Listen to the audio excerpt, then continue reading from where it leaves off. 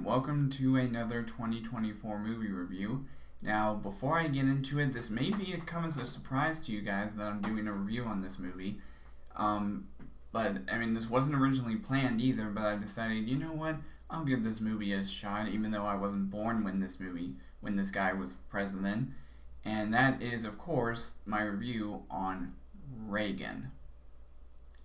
Yep, this is sort of like a documentary movie about Ronald Reagan, who was the president from 1980 until 1989, but it did sort of talk about some other stuff during his life, and like from back in the 40s or early 20s, that kind of thing, and I like how they sort of played it out, I guess is the best word I can use for it.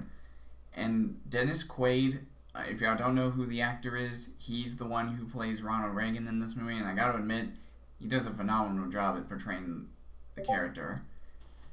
But anyways, like I said, Dennis Quaid is someone who the last movie I know, the only other movie I know Dennis Quaid from is The Parent Trap, where he played the father of Lindsay Lohan's two twin sisters, and I thought that was pretty cool.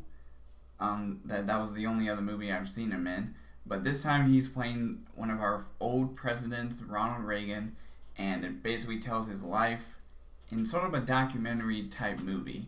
And I gotta admit, even though I was never born when Ronald Reagan was president, what he did during his term was, like, our country was much better in a time, was just as good as Donald Trump's first term was during Ronald Reagan's time. Again, I normally don't bring up politics in this, but because this is a movie based off of one of our presidents, I have to bring it up a little bit.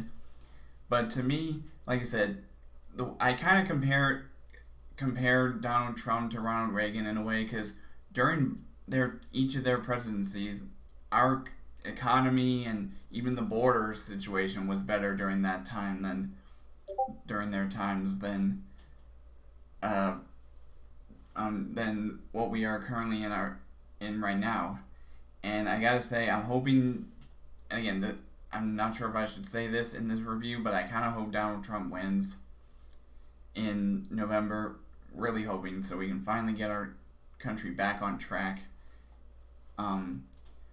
But anyways, going back to my review for a second, like I said, this was a really great film. It's just like with Harriet, which was another bio movie that I got to see, or a documentary movie that I got to see back 5 years ago.